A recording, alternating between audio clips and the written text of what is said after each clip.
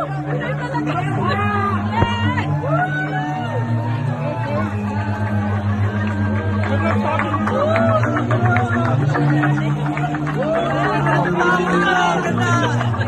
Puro Pinoy. Parang hindi naman tayo nakakita.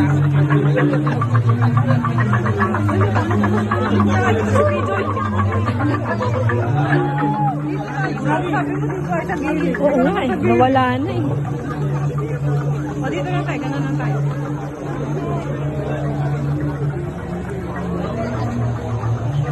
O diba, pinakmarami ang Pilipinas?